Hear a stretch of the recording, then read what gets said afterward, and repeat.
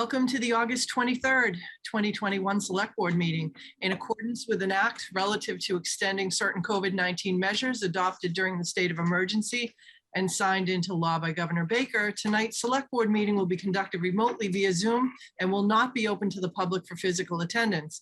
The meeting is being recorded, live streamed, and cable broadcast by the Easton Community Access Television, which is Comcast 98 and Verizon 23. And on ECAT's website at www.eastoncat.org. This meeting is closed caption for the hearing impaired. If you're watching on your computer, you'll see a CC button on the toolbar at the bottom of your screen. If you're watching at home and you have a question or a comment, you can email Michael Blanchard, that's mblanchard@easton.ma.us, or pose your question on the Q&A feature of the Zoom portal. Please remember to include your name and street address for our minutes. At this time, I'd like to ask each select board member to state their name to ensure we have a quorum. Craig Barger. Mark Lamb.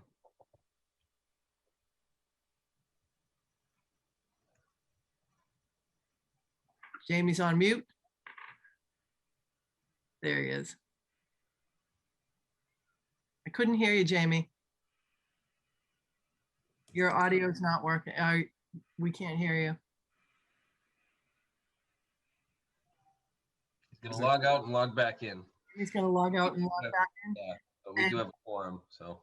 And Jennifer Stacy is not going to be present at this meeting, so please make note of that in the minutes.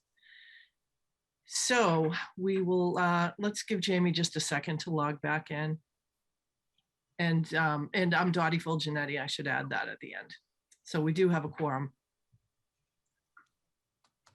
Michael, if you want to move Frank Altieri in while we wait.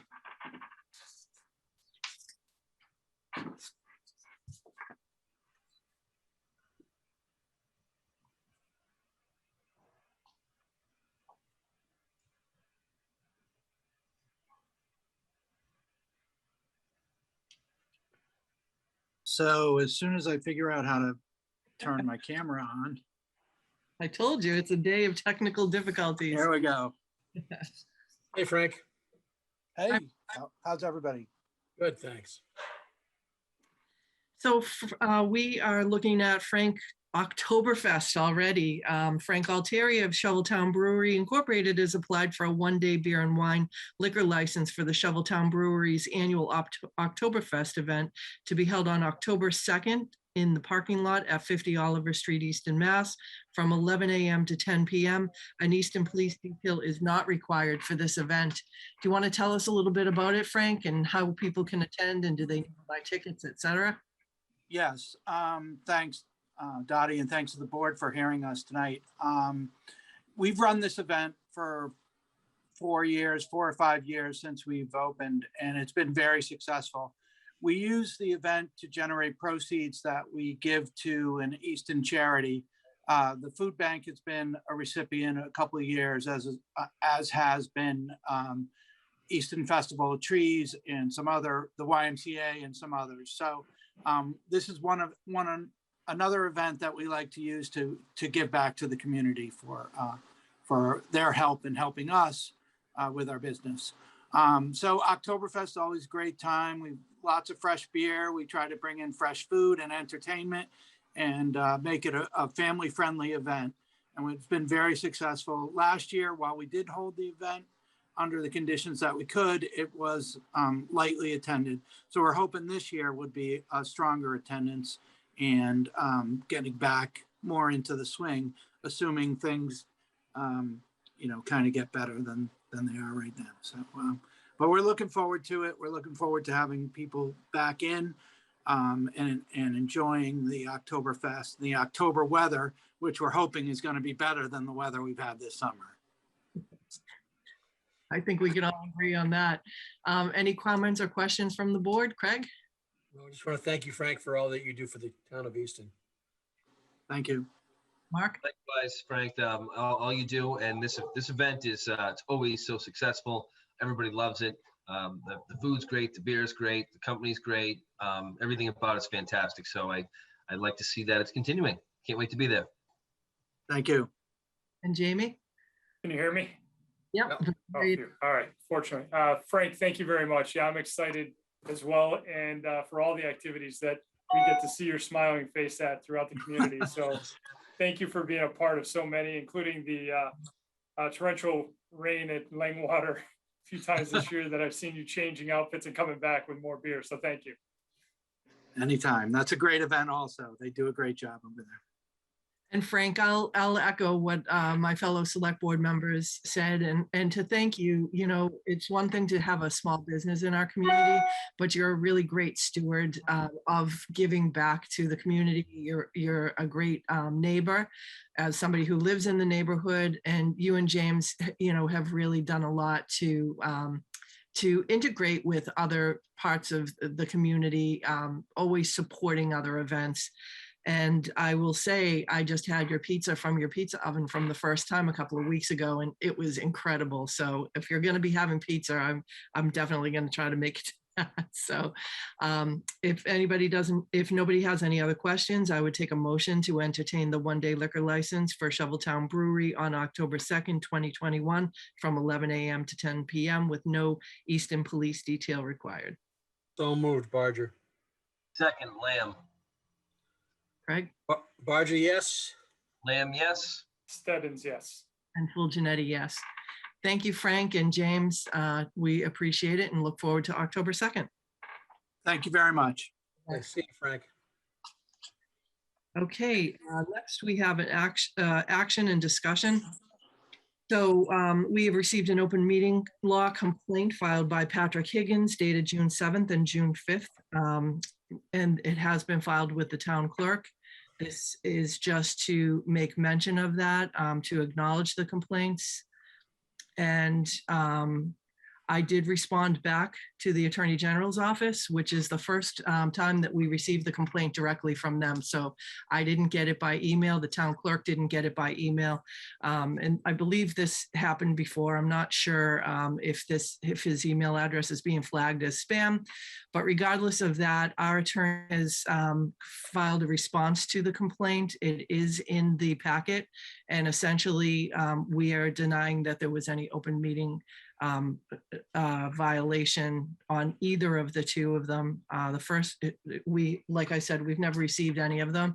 I did send the Attorney General a screenshot of a search in my inbox, no name. So they will take it from here. So there's no vote required. That was really just an update to the board. So next we will have discussion and vote for a road closure request for Easton Shoveltown Cultural District Summer Concert Series. Dottie, I apologize, but on the last item, does the board need to vote for that proposed response from council to be sent? I believe that's what you did with this complaint in the past. Oh, all right. I didn't realize. Yeah, it says Mike Blanchard's on the call as well. He can correct me if I'm wrong, but I believe that's a draft response to the complaint about the minutes, and then the complaint that we didn't receive the complaint, which you've already covered. But Michael, I believe this was a drafted response that needs to be voted, correct? Yeah, I actually just pulled the last meeting minutes where we dealt with this. And yes, you did vote to approve the response as drafted by council and to send the response. Oh, okay. Can I get a motion to approve the response as written and to send the response to the complaint? So moved, Barger. Second, Lamb. Barger, Lamb, back to you, Craig. Barger, yes. Lamb, yes. Stebbins, yes. And Full Janetti, yes. Thank you, Connor.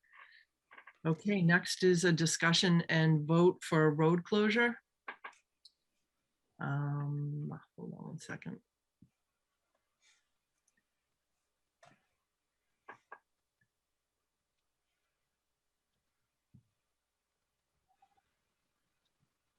I'm getting there. So Carolyn Cole from the Easton Shoveltown Cultural District is requesting that the Barrows Street extension in front of Oaks Ames Memorial Hall be closed on August 29th, 2021, starting from 3 p.m. to 6:30 p.m. The request has been circulated to Public Safety and the Department of Public Works. Chief Sullivan recommends having one police officer detail present during the hours of the road closure. And the information on that is in the packet. It's pretty similar to when the Lions Club have the holiday festival and they close down that little area in front of Oaks Ames Hall. I don't see Caroline on the call, so if anybody has any comments or questions, would you like to make a motion, Craig? Sure, so moved. To Second, Lamb. So that's Barger and Lamb. Back to you, Craig. Barger, yes. Lamb, yes. Stebbins, yes. And full Janetti, yes. Next, we have a presentation by the Town Clerk Danielle Sicard and GIS Manager Leon Scott about the 2020 Federal Census re-precincting.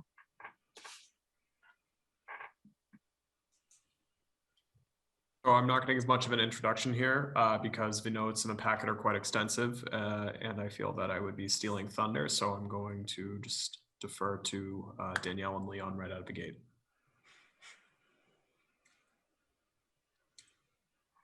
Give them a minute to connect. Sorry about that. There we go. Hi, Leon. Hello. Thanks for being here tonight. Thanks for having me. And I think Danielle is trying to get to the forefront here. Oh, here we go.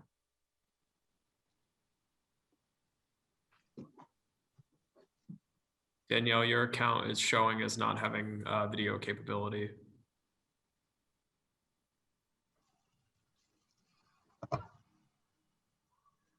There's another Danielle in the attendees. Are we moving the wrong one over?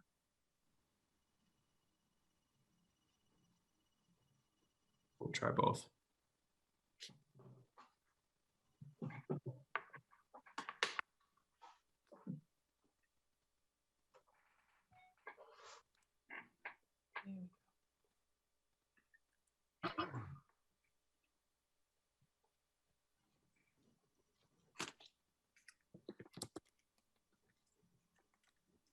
Okay, I just renamed you Danielle. Can you? We can hear you. So good to have you here tonight. You want to tell us about the re-precincting and the census? Sure. Hi. Sorry about that. I logged on to both just in case that happened. So I guess that part was the good part. Okay. So as you know, there we go. I'm facing the wrong way. In 2020, we had the federal census that's done every 10 years. And as a result of the federal census, the following year, the process of re-precincting and redistricting occurs locally and in the state level. You may also be aware that with COVID-19, the Census Bureau has had some difficulty in releasing timely data to the states. And so we're working with a very condensed time frame. And so we thought, we don't have a lot to share today, but we thought it would be good in advance of an October select board vote on a new precincting map that we will be required to do, that we kind of touched base and gave you an update. So I can tell you this, on August 12th, we received, the state received information from the Census Bureau with what they're calling our official raw data. And the Secretary of State's office has notified myself and Leon, who does an awful lot of work with the mapping piece required. And they have told us that we will be getting final redistricting data and a toolkit that will help us kind of through the process over the next few months by the end of September. We're also told that by the end of October, we'll need to have a vote of the select board of the precinct maps that would then go into the state for them to do their redistricting.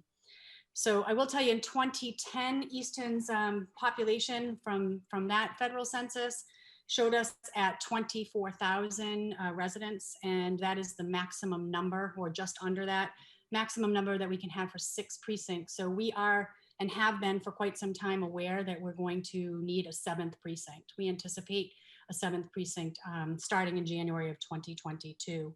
So as you can imagine, when you're redrawing precinct lines and adding a precinct, we're going to have some significant changes to our maps. And pretty much in every single precinct, there will be some changes. And obviously, a section of the town will be allocated to precinct 7.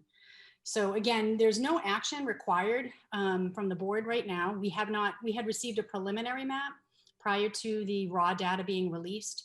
We are told that some of the raw data for many, many communities is not as accurate. So showing any preliminary maps, we think at this point is probably not the best way to go. We're hopeful that we don't get our maps September 30th and we get them in the coming weeks in the beginning of September so that we can kind of take a look at that. I will tell you that it's based on very specific block level data information that's derived from the federal census. And some of the criteria when they're putting together the precincts is that each precinct must have no more than 4,000 residents and that each precinct must be within a plus or minus 5% average from the other precincts. So that is the kind of minute details that help us derive where the new lines for the precincts would be. Terrific. Sounds like a complicated algebra problem with a map. I would agree. I don't like maps. So this really it doesn't have a huge impact to us precinct wise from the local level of our local elections, but on the state elections, because we have state representatives that cover certain precincts, it might make a difference in that area. So you could maybe be voting with a different state rep in your precinct. That is correct. And that's not something that we will be doing. The redistricting is done at the state level. We're only asking for the drawing of the precinct lines. Right. Okay. Leon, did you have anything that you wanted to add?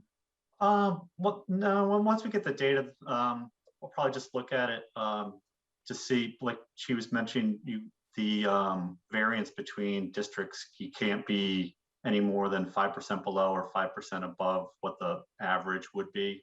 So I would just look at it for maybe developments that were finished between the time the census was collected and now, and try to keep those on the lower side if possible. But again, we won't really know for sure until we have the actual data in our hands. But that's the kind of review we would do. Okay. Craig, do you have any questions? It sounds very complicated. And I don't envy you, Leon, or you, Danielle, trying to pull this off, particularly going to an additional precinct. I know we've had some conversations with our state reps about the redistricting process that's going on at the state level, but that doesn't impact us yet. But what Danielle, what happens if the material we get doesn't match up with what we know, or it comes in later than what we anticipated? How do we deal with that? Well, we're promised that we're going to have that information by the end of September, with the expectation that it will actually be prior to that. That's kind of their deadline. So I think we're going to be able to meet the October 30th vote deadline. It's just going to be a very expedited process. Usually what happens is we do meet with the state individually to review the maps, which Leon and myself have already done with the preliminary maps.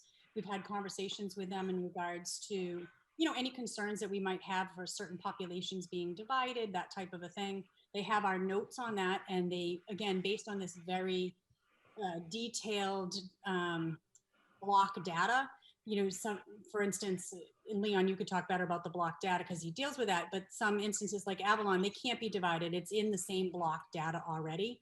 Did you want to say anything about that? Yeah, so as she was saying, the blocks are defined for us. So like, for example, Avalon is all in one singular block. So you wouldn't split. You can't split where there's not already a split in the blocks you're given. So you're given the building blocks. Yeah, I wouldn't anticipate reviewing on our side to take more than a couple days. So even though the timeline is definitely condensed, there is time to get it done once we do get that in our hands. Okay, thank you. Any questions from you, Mark? Yeah, I do have a couple quick questions. in 2010, our population was in around 24,000. Did you say, or has it not been released? What is the current population that's forcing us into the 7 districting because we're above 24,000 now? I don't have that. I don't have that data yet. That's what we're waiting for. Is the So that's final. part of the toolkit. Correct. Okay. When I read it, toolkit. I didn't know that within the toolkit is also all of the data to do this whole process. Okay. And it says it's just, you get it in September. And it should, did I hear correctly? This should only take a couple days. Is Leon, is that what you said? Once you have everything together? Well, yeah, once we have it in hand, unless I don't anticipate, being able to make a couple tweaks, look at it internally to take more than a couple business days, which I think gives us plenty of time to turn it around for approval by the end of October deadline. I was just going to say the deadline. So the state does have a deadline though. Yeah, we need to have a vote of the select board approving our map for submittal by October 30th. Okay. So October is going to be a busy month for you guys. Yeah, I mean, Yep. our hope is that we're going to look at the map. We're obviously going to take the 2 days, like Leon's saying, to take a look at it. But as soon as you start moving things around, and Leon and I played a little bit and talked about that with the preliminary maps, it's kind of a trickle down effect, and keeping that 4,000 and that plus or minus 5 is a tricky thing. That when they provide us these preliminary maps, they've kind of gone through the heartache of doing that. But if we do find any concerns or any problems, we certainly could go back to the state and ask them to redraw another map based on our concerns. So, so to kind of keep to the timeline, I think as soon as we get it, and Leon and I can take a look at it, we shouldn't wait to come to the select board in the event that you do have any concerns or problems, that we would need to go back to the state. If we waited to the last date in October, we're not going to meet that deadline. Okay.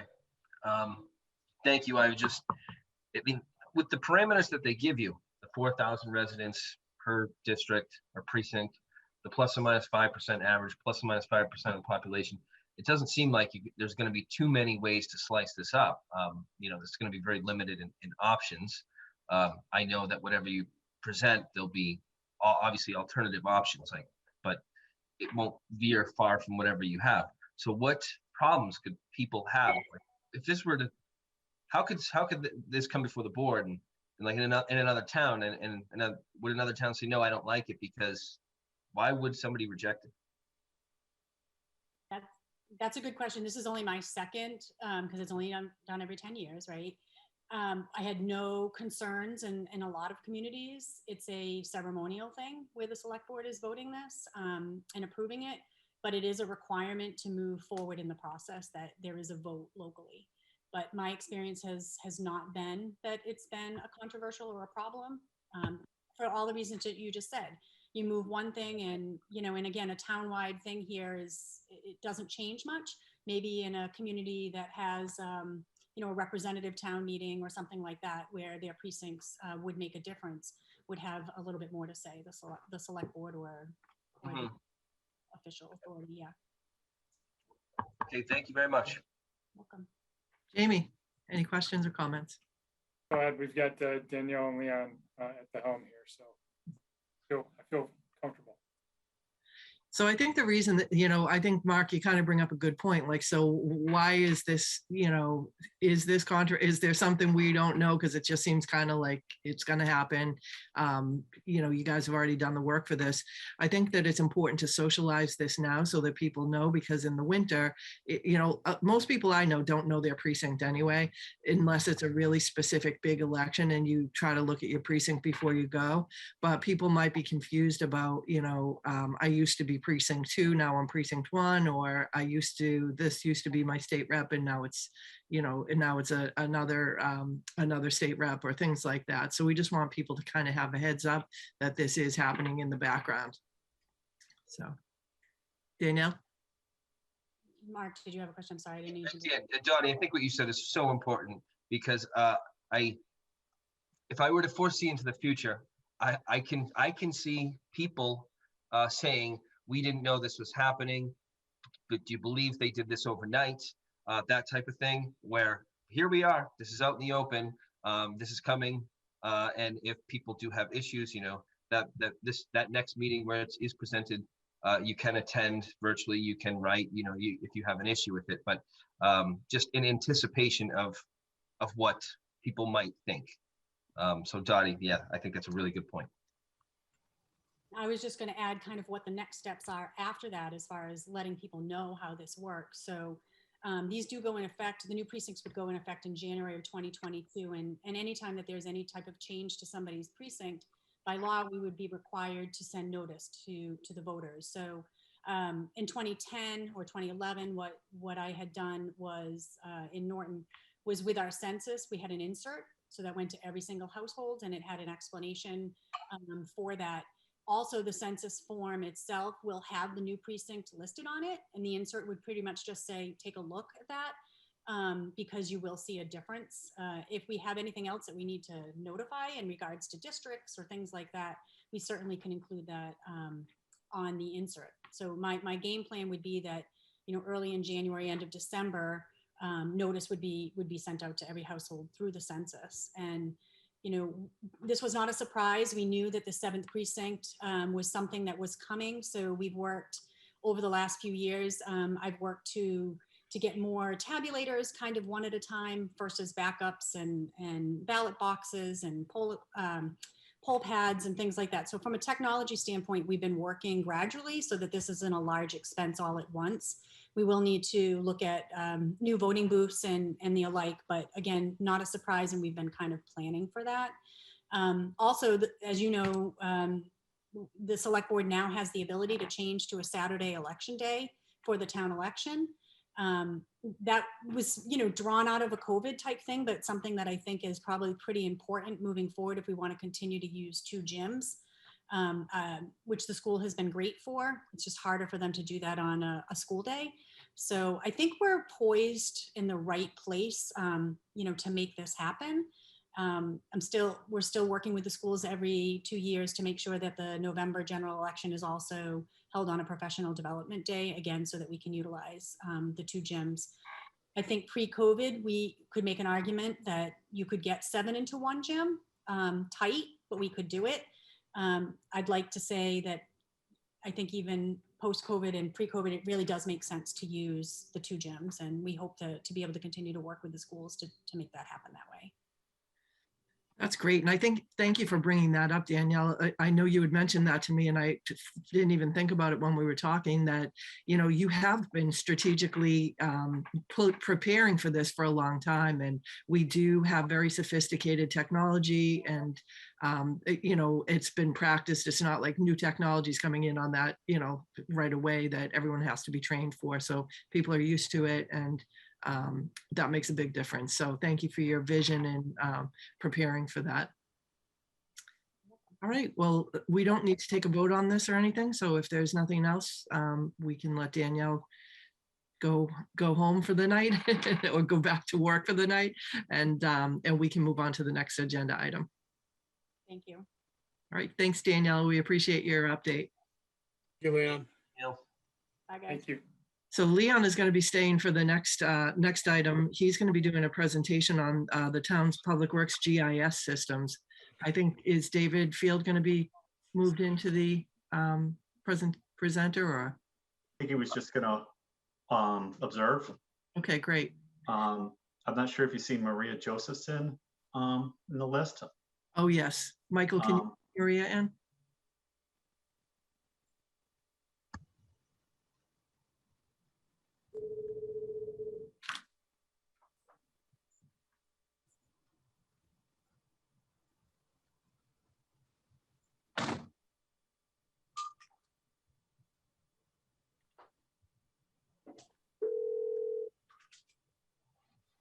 One second. Hey, I'm sorry, my Zoom is frozen. I can't do anything. Could you let Dottie know? I told you it's a technical difficulty day. Okay, here comes Maria now.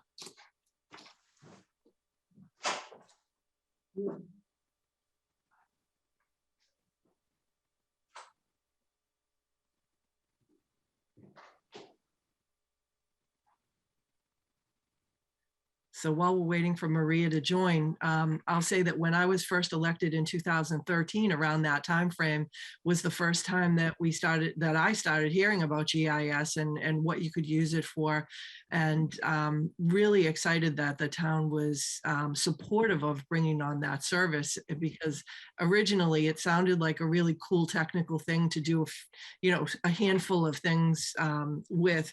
People probably would most recognize the GIS from the year that we had a really big snowstorm, and they marked all the fire hydrants, and you could shovel out your fire hydrant and tag it with your name on it if you did it with your family or your kids, and you could see how many fire hydrants people shoveled out. And that's an example of one of the ways of GIS that a lot of people might be familiar with, but it really does so much more than that. So I'm really excited that you're here tonight, Leon, and welcome Maria to present to us and let the people in town know how important GIS is to our work.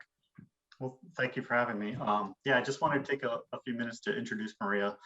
She started with us late last year in a new position as the GIS technician for the water division. So I just wanted to give a chance to everyone say hello. Hello, everyone. It's nice to meet everyone.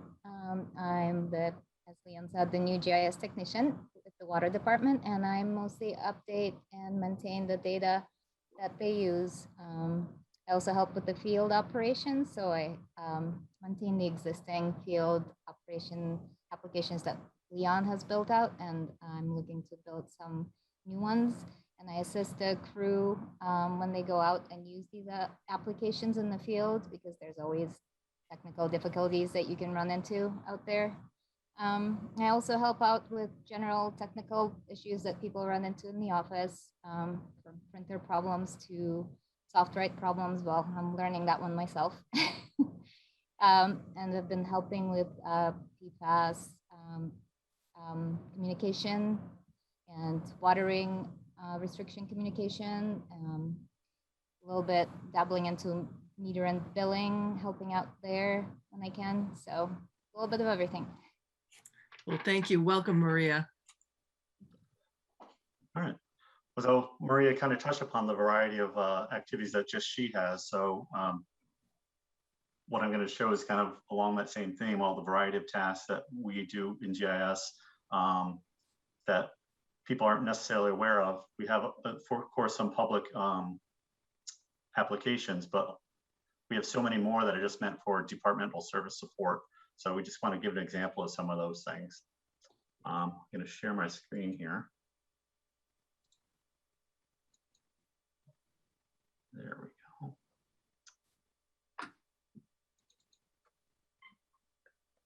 I just have a couple slides, I promise.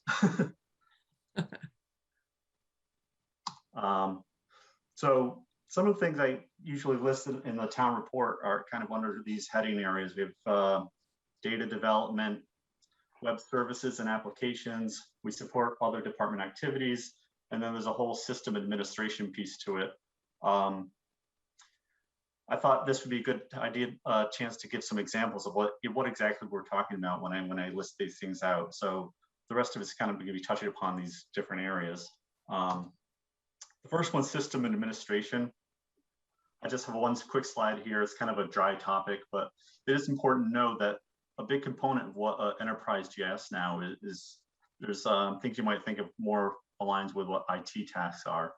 We have web services that are running, and there's servers and that are running those services that we have to keep up to date. There's database administration tasks that you might fall on, a large organization might have a dedicated database administrator.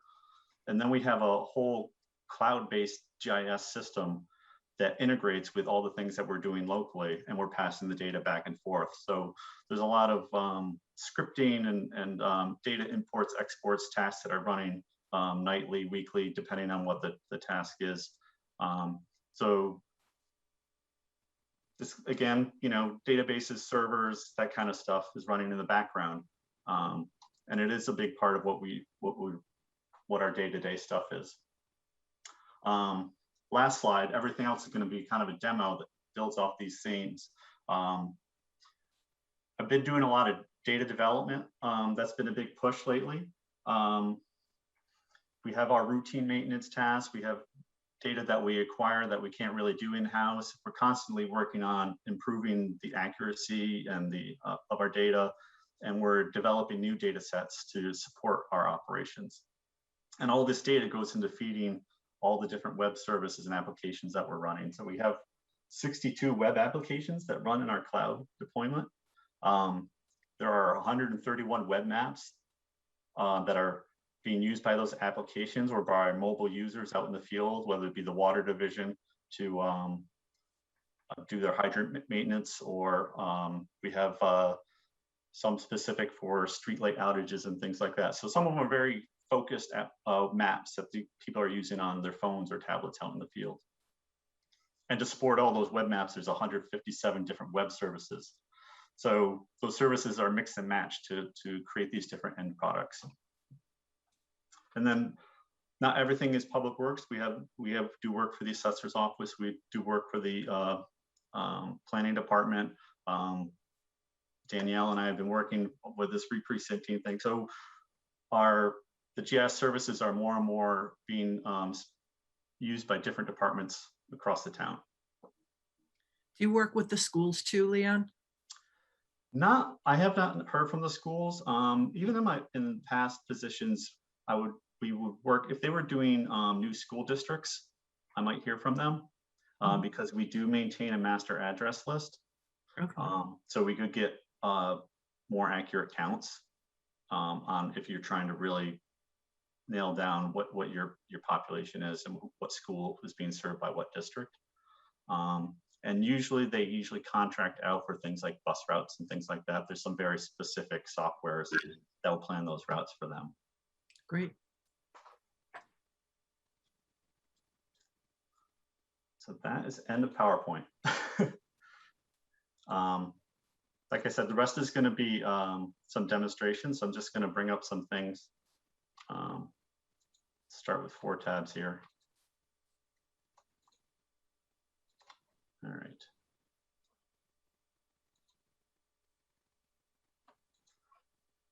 So one of the things you probably most commonly associated with a municipal GIS is the tax parcel data. We maintain this throughout the year as recordings come in. Each year we make a published version that we provide to the state to meet their state standards. The submission of this data is one of the requirements for state 911 grant funds. So each year we do create that data set. One of the other requirements is that we have to notify them of new address changes. So we've recently put in a new addressing policy to help with that. So we're always meeting that criteria to keep Easton eligible for those grant funds. So this is one application. This actually, I threw this together last spring to help the Department of Revenue. There was a question about what tax year specific parcels came to play. They wanted a map series to look at to review this, but I thought a web application might be a quicker way to do it, one, and also a reusable tool that might be useful down the road. So what we have here is our data parcel submissions that we've supplied to the state so far. And you can do a side-by-side comparison. So you can kind of see how the development has grown throughout the years. And if you zoom in, these two kind of work in tandem here. So on one side, I have the 2016 data, and the other are 2020. And I kind of walk through the different years. And you can see how these lots became this before. This is how it is right now. And so you can see these changes year over year. So now that we've had these data maintenance workflows in place for a few years now, we're starting to have this archive of data that we can kind of go back to and make tools like this and do some sort of analysis over time. But you really need that data built up over the years to be able to do those things. Sometimes, as I mentioned, we don't actually create the data. It's just not something that a town had on hand. So this is from our, on the left-hand side, you see imagery that we had flown for the town in 2017. And on the right, you have the data products that came out of it. They're called planimetrics. So you get actual pavement, you get point features. On here you can see some trees, and you also see some stones, gravestones, fence lines, things like that. So you can kind of do a swipe back and forth. So this data collection really enriched our GIS a lot, because now I can create this kind of really specific base map, very detailed, where before we really didn't have these features that people could go out in the field and look at. So now with that planimetric data, our guys in the field can see actual utility pole locations, actually fence walls, and kind of see where things are relative to that. It's also been very key in our improving our data quality, because like for the parcels, for example, a lot of the plans will have like a wall corner. Before, we didn't even have those walls. So you're kind of looking and guessing where to start. So now that we have this planimetric data, we have a much more specific starting point to generate those boundary lines off from. Also very specific for our manholes or stormwater inlets, hydrants, and things like that. Things that are visible in the right of way. We're able to improve our data. So let me, this kind of gives a little bit of example of what I'm talking about. If I go to my first bookmark here. So on the left side, I have our stormwater data that I archived from 2015. And on the right is our current data set.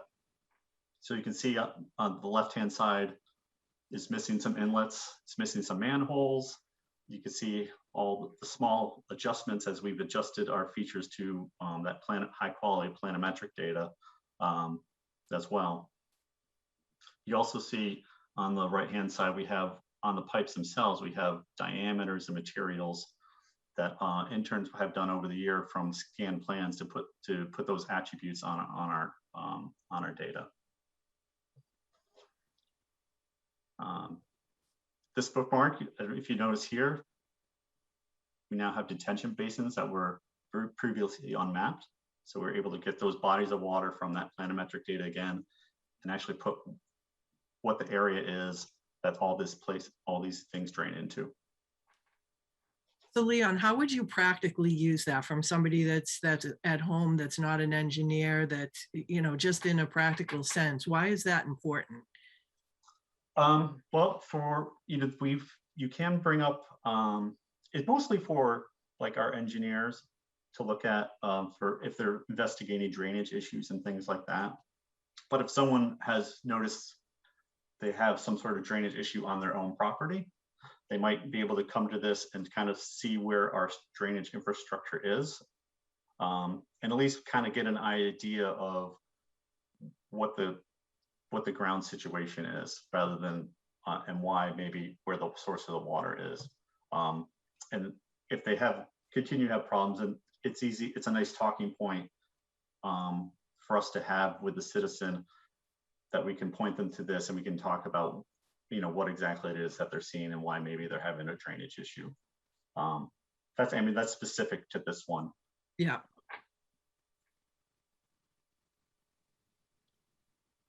Leon, it's also fair to say that for purposes of somebody's having an issue, in this example of stormwater runoff, having this data ourselves that Public Works has access to makes it easier for actual employees to be able to get out and investigate and follow up on whether something is blocked or not draining properly, and to know exactly where it is and where to look so that they can address and fix problems faster, right?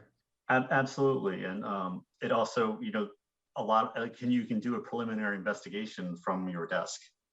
So it's a big efficiency. You don't have to go out and investigate case by case everything that comes up. You can at least get a good picture of what's going on from your desk. Of course, we still have some mystery areas. For this one, for example, before we had the data, we didn't even have these pipes in. So that planimetric data let us know that we were missing some things. So we populated that. It's also all this and I'll show you something a little later. We have applications, so all this information is accessible on a mobile device as well. So as they're out there, if someone if they have a question, they can bring up this and see what the GIS says as far as storm water, also other underground infrastructure, like sewer, water, and those sort of things. And this connects to the Department of Public Works actual work order system, right? And it's mobile enabled, and depending on which application, the folks in the field can be using a tablet to understand where they are assigned to address an issue. Yeah, we have multiple maps that are, like specific to a task. For example, the catch basin cleaning truck will go out and click at an actual catch basin and mark that it's clean to give you the date. And as we've been doing that for a few years now, we can kind of go out with the data, just kind of light up the map, like which catch basins need to be clean, right? So as we continue those workflows, those questions are readily at our fingertips. It takes a little bit of time, if you just start doing it, it's going to take a little bit of time to build up that wealth of data. But that's one example. I was mentioning also the water department will go out and do a tablet and do their hydrant inspections. So again, we can take the results of those inspections and populate our hydrants with, so we know when they were inspected and what kind of condition that they're in, without them doing a secondary task. They've already done it on the tablet. It's already automatically in our cloud system. We can run routines to bring that data into our GIS and see what the situation is. Great stuff. There's a lot of topics I could go on, so I'm trying to keep to just a couple. So this one we have a missing outfall. These tend to be off the side of the road under trees, so our imagery doesn't really help us locate these. We just know there's an outfall somewhere around here, and a part of our MS4 permit, we're required to keep an inventory of these. So now I've started created some new data sets that we can cross-reference with, so we can better locate these. So you see there's a couple more down to the south that we didn't really have in the system before. So what I've started doing is maintaining not just drainage, but all our easements really. So we can cross-reference where our drainage easement is, and that's where our outfall is. So this little app kind of highlights some of that. If I wait for it to light up here, there we go. Let me move this thing.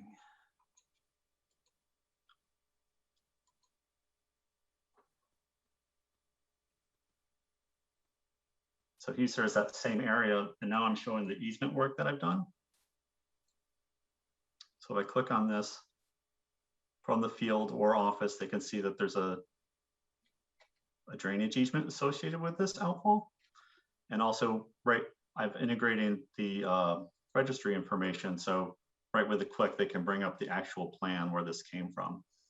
So again, all this cross-referencing information really helps create more of a complete picture that we didn't really have before. You kind of go in and see the drainage easement right here.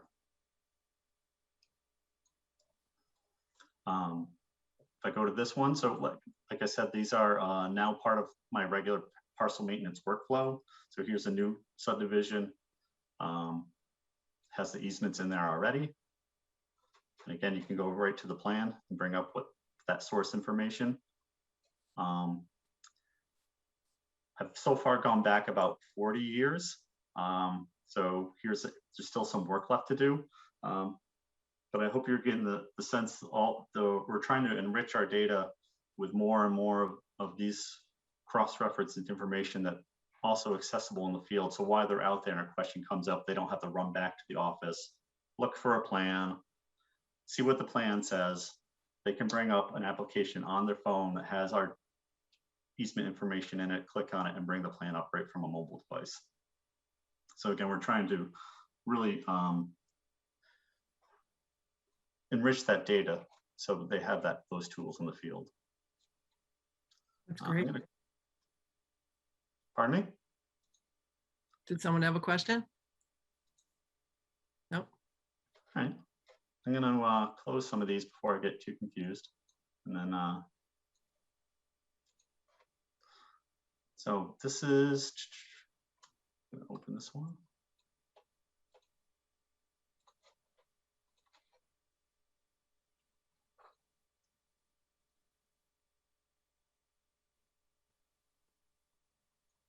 I want to click the tab right there. There we go. Okay. So I say we have 60 plus applications out there. This is our public one that you've maybe, if you've explored our JS, you've come across. These contain all our publicly available applications.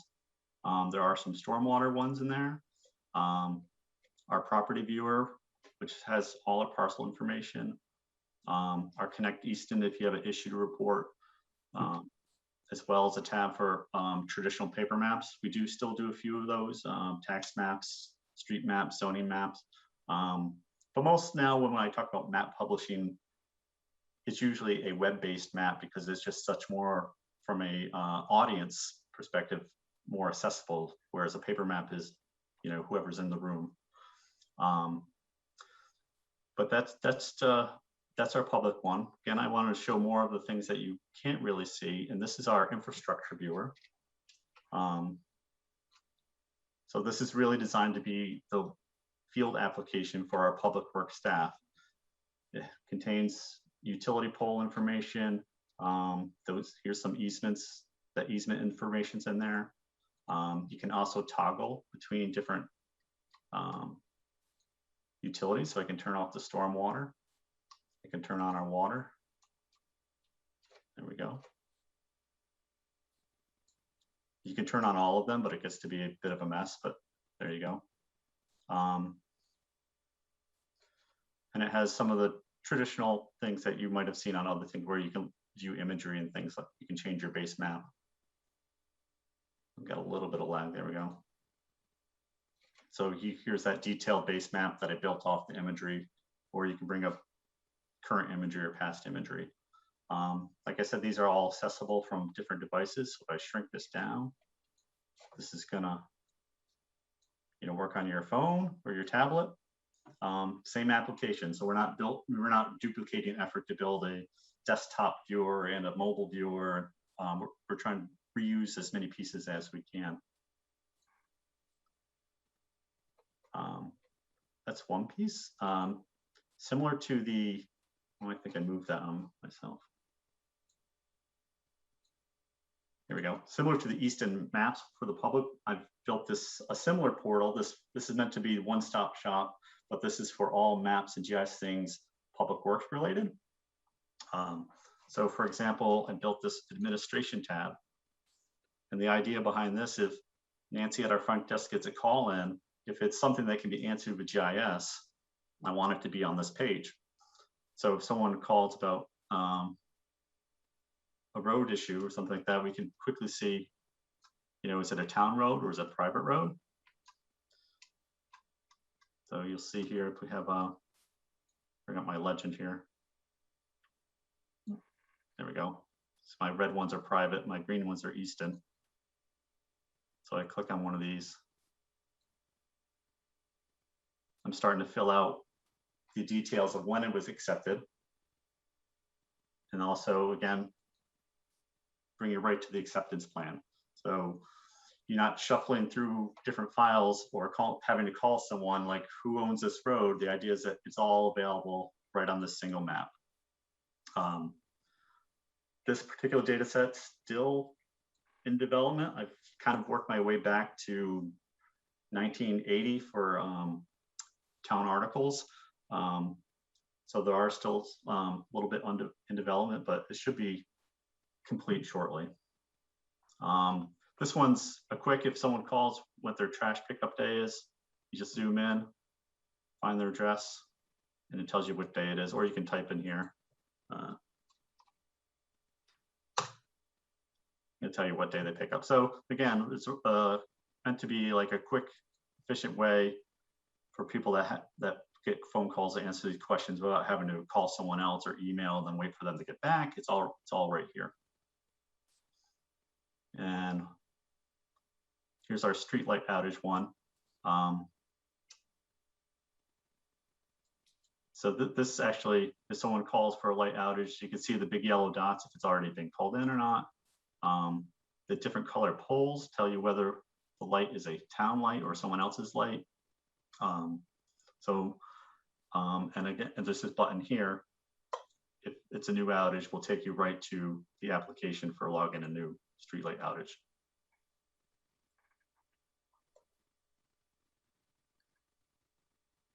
And then you start this. This is similar, pretty much just the same thing as the public facing Connect Easton, just repackaged a little bit with a different option or two. So Leon, we used to have an app called C-Click Fix through the state. You could report, pothole or a street light out. You're saying that we have that through GIS, but it's our own town developed app for that the public can access on the website? Correct. And there is I think a link on the front page of the town website for report a problem. It'll take you to that application. Okay, great. Good to know. And then there's other pieces behind the scenes of it. So, when a new notification comes in, the appropriate staff members get emailed automatically. So just doesn't sit there. We also get a notification that something was reported. And then there's applications for us to respond and create work orders off from those requests if it's necessary. I think the last one. So this is one I actually just did. This is a dashboard as soon as it lights up here. This really shows all the efforts of Greg Swanner, the assistant engineer for Public Works, did with our summer intern, Dora Evans. What she did was map all the curb ramps that we have using the sidewalk information that we were able to collect from the imagery, as well as where the sidewalks met roads that we didn't have ramps as well. So that's what you're seeing up here this is all the constructed ramps. These are all things we identified where there should be a ramp. And if you select some points here, you can kind of see the individual results of inspections from each one of those ramps. So there's a scoring matrix involved depending how the survey was filled out that automatically gets calculated, and that gives you your ramp score. We also have a little photo you can open. Yep. And so the dashboard is a nice product because it's meant to be a quick overview of what the situation is on the ground. And this one's specific to curb ramps. So if you wanted to see all the ones with the scores that we've decided were low scores, like 3 or less, you can select those and just filter those out. I like this one because this is really a nice example of staff members actually creating the content. I put on the flashy front end, but everything from the creating the original survey to going up to collecting the data was done by other staff members. So those are the kind of projects that are really going to take GIS for the town to the next level, because everyone's kind of depending on myself and Maria to do it, that we're going to become the bottlenecks. Right. So, and keeping data updated is a real challenge in its own right. So the more people that have input to that, I'm sure the better it will. Right. So we want to put whoever's closest to that data to be maintaining that data.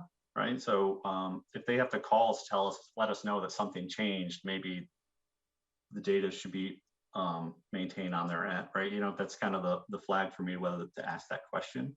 For example, there's a application that we have in here just for planning department to maintain the inventory of town properties open space. So all they need to do is drop a dot. I take that and make it into the layers that maybe you've looked at the Easton Trails application. So I take their dots and I combine it with the parcels that I'm maintaining and to create that final product. Great. Yeah. We do some other, just real quick, I just want to show some non-public works things, so I was hoping this, well, wasn't actually hoping, but my plan was that there would be something interesting to show on the EOC dashboard, but the storm that didn't really come to much. But what we have, when the EOC is open, they'll log incidents on here, and this is kind of a status tracker of ongoing incidents during a storm event. Like I said, it's blank at the moment, so. We're really happy about that, though. Yes, everyone's happy about that. It's bad for a demo, but other than that, it's good news. There's a planning app that's a specific application viewer for planning, just to view the layers that the questions that they get are different from the ones that will get at Public Works. So it's configured to answer their questions quickly. The one here is the Abutters app, where you can select a parcel. It generates mailing labels or an Excel spreadsheet you can use for a like a mail merge or something like that. And one last example, where did it go? It's closed right there, okay. We recently, I guess last winter, redid the fire districts before they moved their dispatch operations to SEMREC. So this just shows their new boundaries, as well as things like landing zones, which they keep track of. So this is all fire-related information. And they have multiple zones. You can toggle one off and another on. So it's meant to be a quick view of what their response districts are. So that's a lot, I think. Well, we haven't seen you in a long time, so we appreciate new information from last time. And some of the board members probably hadn't even met you yet, and it's a great opportunity to meet Maria. I think the takeaway from this for me is that our community invests in technology that really not only helps make our employees have more efficiencies in their jobs, but also the public facing possibilities of this, with being able to interact in the town in a different way, is really, it's very good, and helps make some of those processes efficient. For instance, reporting things that you see out in the community that you need DPW assistance with. So we really appreciate you being here tonight. Any board members have any comments or questions? Craig? Craig, no? Good, thank you. Thank you. The only one question I was going to ask was about security with the software. And I know it's tied to a lot of other internal, we mentioned the work order system, and I'm sure other town systems. Any concerns that you've had to deal with in the last couple of years that have come up? No, the nice thing about the cloud-based system, because what I do is I have a limited of services internally, and I push them out to the cloud-based GIS. That security concern is really kind of off from our servers.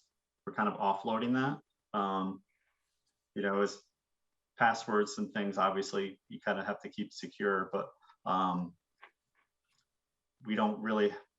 we really push a lot of that onto the not our infrastructure, and everything else is kind of behind a firewall. We have a web server on the front, but everything else, our databases are behind our firewall, so there's no direct access to our database, and that's how it's handled through the service infrastructure. It kind of protects our data directly. Great. Thank you, Leon, and Maria, nice to meet you. Well, thank you very much for being here, to both of you. We appreciate the update, and we hope it isn't another several years before we see you back here again. Thank you. Have a good night. So next we have appointment of a wayfinding working group for the Department of Public Works. So we'll give them a minute to. Oh yeah, Leo, we need to end your screen share. There we go. And Maria, we can. And Maria. As the board will recall, for this item, at your last 2 meetings ago, actually, DPW Director David Field and I provided an update on the scope and schedule for the Northeastern Village streetscape project, which will now include wayfinding and signage, which is a component of a project that folks had a lot of interest in, and I believe members of this board had heard from the public on. And establishing wayfinding for the community is actually a very specific deliverable identified in Envision Easton, which is the master plan for the town of Easton established by its citizens. So in order to do that, Dave and I thought it would be prudent for the select board to establish a working group to assist Public Works in the developing of this signage, because it will be the template and kind of aesthetic basis that we use moving forward whenever we create new signs in town, to make a uniform wayfinding and signage throughout the community on a move forward basis. Again, that was something that was identified in master plan as part of arts, culture, and education, but it also just makes it easier to, create a sense of space and being in a certain community, and helps folks get around. So rather than just have this be done, in-house of staff, we thought it'd be great to have a wayfinding working group consisting of members who are already vested stakeholders in town, who are on town boards and committees or departments, who are familiar with the community. And I'd ask that the board consider taking a vote to establish that wayfinding working group comprised of a representative from the boards and departments listed in your packet. I'll just briefly touch on them. Select Board, Economic Development Council, Historical Commission, Planning Board, Conservation Commission, Human Rights Committee, Commission on Disabilities, Recreation, Shoveltown Cultural District, DPW, Planning Department, and my office. So I think that's a good cross-section of folks who are obviously very involved in town, who have a variety of different interests and perspectives to bring to town, as far as helping folks navigate and feel welcome in the community, and others that already do quite a bit of signage, such as recreation and conservation. So if the board is agreeable with this, we will send a notice out to each of these representative groups asking that they nominate someone, and have them be appointed at a future meeting. And they will help basically review drafts and concepts from Beta and DPW to get some good input from community members on what the template will be on a move forward basis. So I'm happy to take any questions about that. Greg, comments, questions? I think I don't have any questions. I think it's a great idea, Connor, and really inclusive, so that people who have different perspectives can be part of it. So I'm very supportive of the idea. Mark? Yeah, same thing, Connor. Same thing what Craig said.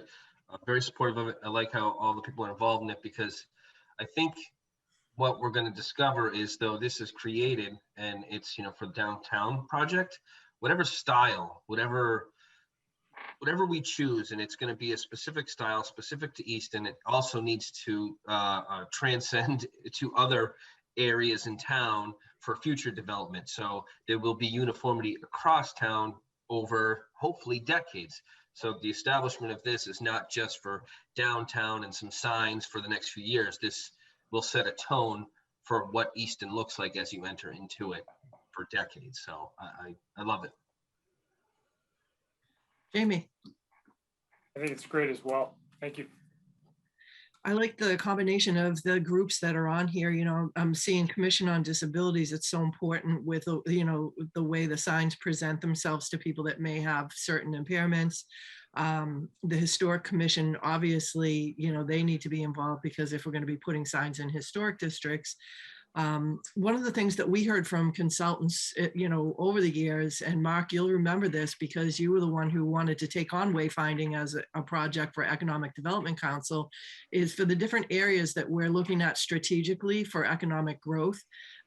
all of the consultants say that you have to create a sense of place so that you know when you're entering the downtown that that's the downtown, and you know when you're entering the Queesit Commercial District that you've arrived at that place.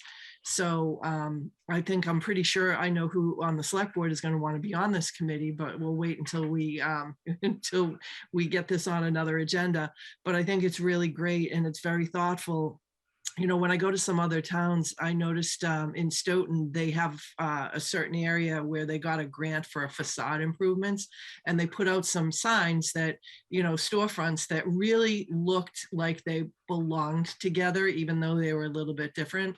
And I think that part of, you know, the idea of this is to kind of have that consistency. So I think if you think about the places that you enjoy, different downtowns, you'll notice that you don't have like all different kinds of signs that get confusing.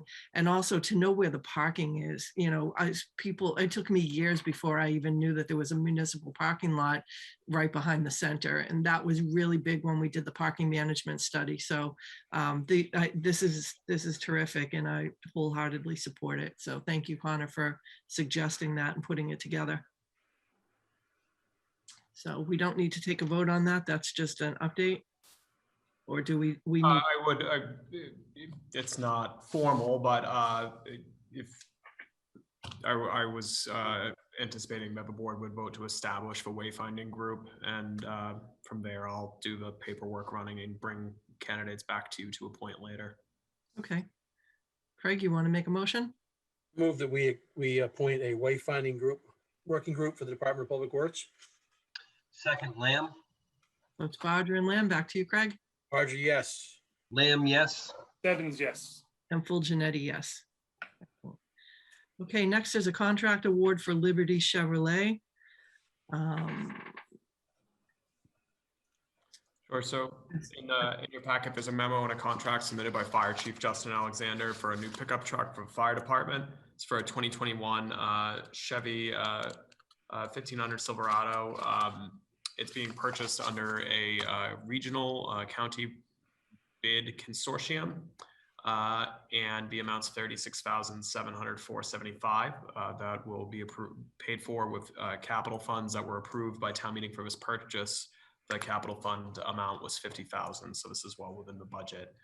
This is a truck that will be used by the new community paramedicine mobile integrated health position that we established as part of the fiscal 22 budget. Great. Any questions, Craig? Nope. I think it's a great Mark? idea. Questions? Jamie? Okay, if Craig, if you'd like to make a motion to award a contract to Liberty Chevrolet for the fire department 2021 Chevy 1500 Silverado pickup truck, contract number fire 22-01 in the amount of $36,704.75. So moved, Barger. Second, Lamb. Roger, Lamb, Barger, yes. Lamb, yes. Stebbins, yes. and full Janetti, yes. Terrific. Next is a special municipal employee designation, outside expert appraiser for the Office of the Assessors. Connor, you want to tell us about that? Sure. And if I start tripping over myself, Chief Assessor Rob Alford, who made this request, is here to help me out. But in your packet, you will find a memo from Chief Assessor Rob Alford requesting the board recognize an outside expert appraiser position as a special municipal employee.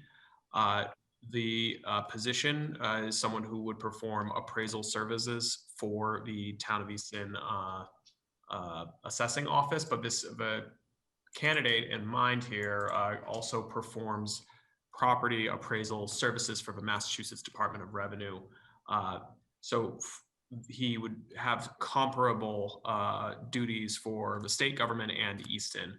And so he sought an opinion from the Ethics Commission, who stated that provided he file this disclosure with the select board and be designated a special municipal employee, that would be acceptable to hold those two contracts. Our own town council has reviewed that and agreed.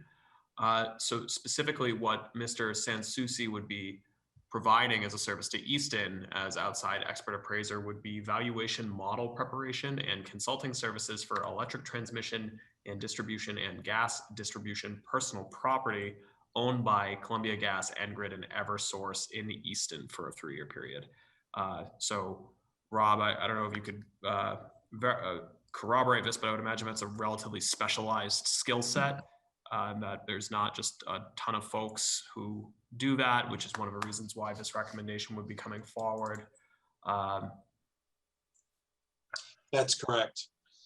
There had been appellate tax court cases, and basically what the DOR has said, and starting in FY22, we now have to blend net book value with appraised value. So it's 50-50. So we have to get the utilities value by an appraiser. And that is a specialty. Last I checked, there was only four different, well, some of them are private people that have gone into it privately, but there's only 4 groups that do it in Massachusetts. George Stansusi is one of the biggest. If you talk to people throughout the state, he's known for solar fields, telecommunications. He works a lot with the DOR. Okay. Any questions, Craig? So Rob, is this just, are these the transmission lines, or is it pieces of property, or? It's both. It's both. It's both. Yeah. So he then follows the transmission lines, and that, because they have easements to run them through our town? Right. Okay. Thank you. Mark? Yeah, I do have a couple questions. I mean, I read this. It's very dense, and it seems like a very dense topic, at least to me. Perhaps not to other people, but to me, it seems kind of dense. So this person is, I mean, valuation model preparation. That's 3 words I've never heard put together before. So you know, if you could maybe tell me a little bit more about that, and then utilities are being valued by this person. What utilities? Is this new? Was it done in the past? Like, what is it? And how does it impact a resident? Like, how would this impact my next door neighbor? As far as value, it wouldn't. As far as taxes, it is going to affect, because usually what the cities that went after it, Newton, Boston, they found a big increase in value by not using the net book. Previously, it was always net book that was used. Go ahead, Connor. What is net book? It's the original value basically minus depreciation, and that's basically what the net book is. Okay, so utility property was being assessed by municipal governments at that kind of default rate, which is a depreciated assumption of its current value based on what it cost when it was originally installed. Right. Basically, it was something that the utilities were given each community, and the community would pretty much accept it, because we're not specialists in that field. We would check it, but basically, you know, it was net book value. It was that way it was doing. Mark, I mean, basically, it's an appraisal. That's what they're doing. They're appraising the property. They're going in, they're looking at everything, and they're not just they're appraising it as of the value today. So the depreciation, a lot of times, like with personal property, we get abatements every so often, because you have accountants, they do depreciate differently than what we do. For instance, we have one CAT scanner for one of the medical that, as far as for accounting purposes, it's already been depreciated to 0, but they're still using it, so it still has some value. So the value for the value of the CAT scanner is not the same as what they would use for tax purposes for income tax purposes and depreciation. Does that help you at all? A little bit.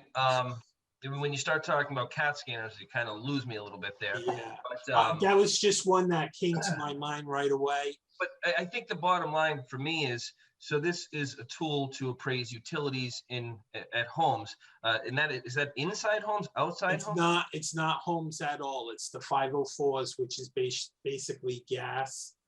And I'm sorry, my mind just went blank. Of gas and electric. And it's basically the lines that run throughout the town. So does this Transmission lines. Transmission Right. lines, okay. Right. So does this have, so the quality of our transmission lines could potentially decrease or increase the value of a property, thus increasing the value of the property, thus increasing taxes, correct? It has nothing to do with homes. This Okay. has to do with just the personal property of these companies. Yeah, Rob, I think the terminology personal property could sound confusing because for your average person, personal property, that makes me think of like a lawnmower that I have. But personal property for purposes of municipal taxation, we're talking about the actual value of the utility equipment that like National Grid owns, right? Right. And what we value that and therefore tax them at. Is that right? And Correct. so previously, cities and towns would basically accept this net book value, which would be a probably rapidly depreciated schedule that may be depreciated down to zero for an asset that clearly still works. So what the DOR is saying to you and all of your counterparts around the Commonwealth is you need to start blending this with some actual appraisals with modeling to get a better idea of present day value of the utility transmission lines value. Okay. Is that? Okay. That helps a lot. Thank you. I just want to make sure that, and I'm clear now that individual residents and their individual property taxes are not impacted by this, which now it is clear. So this seems to me that I'm surprised this hasn't existed, actually.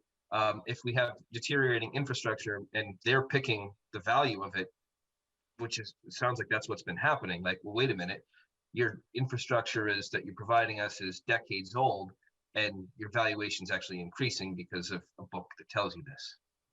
Is that sum it up all right? No. Can you say that again? I lost it somewhere along the way. This allows there to be a valuation, an actual valuation put on utilities, transmission, infrastructure. Right. Correct? Whereas before that didn't occur. Before that, what it was there was a table in a book that offered a value. Right. Well, what you have now too is you have many companies now that are selling to other companies. So that's showing that there is more value for that infrastructure. Or less, depending upon the condition, correct? Correct. Usually it's more though. Okay. Yeah. Okay, thank you. That is very helpful. Thank you, Connor. Thank you, Robbie. I might have questions before this topic is over, but that has been very helpful. You can give me a call anytime. Jamie, any questions? No questions. Mark, your last pitch for more questions if you have any. I'm sorry. When you hear property tax or real property, and then you hear tax, and then you hear increase, and then you hear utilities, I just want to be clear for myself, for people at home. So I apologize to get into the weeds too much, but I just wanted to be very clear of what I was voting on tonight. And I think that that's really important, because when you do hear tax and you don't know the context of it, we don't want to be getting calls from people that are concerned that there's some kind of a tax increase to them, and that's not what this is. So I appreciate you asking those questions to get it clarified. So what we're supposed to be doing right now is to vote the special municipal employee designation. So we're not really voting on the process of what this is. It's really the vote to designate Mr. Sansucci as a special municipal employee. Is that correct, Connor?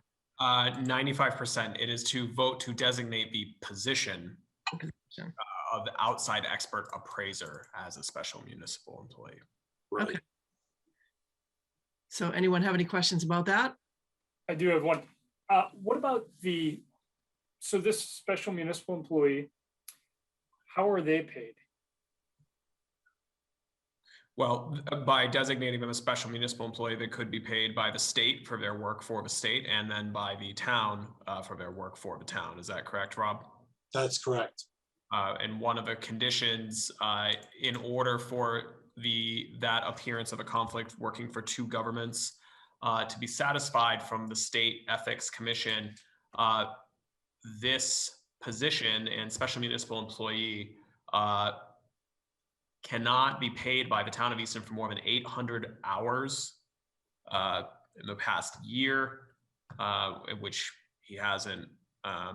So he would be paid, it would be the services he would render to the assessing department for this model value, the valuation modeling for utilities. He would be paid as a consultant. Is that accurate, Rob? That's correct. And then what he does for DOR is a contract he maintains with the state. We don't get involved. So, and this discussion has nothing to do with negotiations in terms of what that hourly rate is. Has that already been decided by Rob, your department, or is that? There was it was already discussed and negotiated, yes. And would have to be born out of the budget for that department. Okay, thank you. Any other comments or questions? Going once, going twice? Okay, if somebody would like to make a motion to, how do I word this? Create a designation of special municipal employee for outside expert appraiser. So moved, Barger. Second, Lamb. Barger and Lamb, Barger, yes? Lamb, yes. Stebbins, yes. and full Janetti, yes. Yeah, Thanks. Rob, before you leave, what beach are you on, Rob? This is just so you don't see all the paper that's lined up with all the inspections we've been doing. I was jealous. I was jealous, Rob. Thanks for being here tonight, Robbie. Thank you. Have a good night, everyone. Thank you, Rob. Okay, so item 10, geez, we're seeing a lot of department heads tonight. We have a discussion and vote for the approval and of the issuance of other detailed bond anticipation note dated August 26th and to sign related closing documents. So Collector Treasurer Linda is going to be moved over. This is a short-term borrow associated with financing for the Blanche Ames Elementary School project. Right, and Craig, you have the motion that came I in do. on your email? Okay, Yeah, I terrific. do. So Linda, tell us about the exciting work of bands. So I did have a memo that should be a part of the packet for this evening. And hello, by the way, I hope everybody's doing well. It wasn't too bad to get through that hurricane that we didn't really have. But this is a $15 million bond anticipation note. The sole purpose of the note is for the early elementary school project, which is progressing very nicely. However, as it's progressing, so are the expenses and the bills associated with it. And I need just a little bit more money to get us through to the fall, when we will be coming back to permanently finance most of this project. If you recall, and I did just see you in June, the bond anticipation notes are short-term borrowing. You have to be careful how you schedule your borrowing when you're talking about projects, because as soon as you bond it or finance it permanently, it has to be completed within a short period of time. Otherwise, you commit crimes. So we ban them instead, the short-term interim financing. And this is one of those bans for the early elementary school project.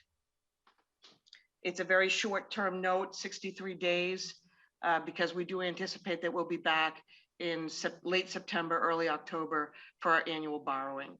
And at that point in time, we'll borrow enough to probably either roll a portion of this over or permanently finance it. Terrific. Any questions, Craig? Mark? No questions. I'm very glad that no crimes will occur. Yes. Sorry, the words started coming out and I couldn't. Perfect.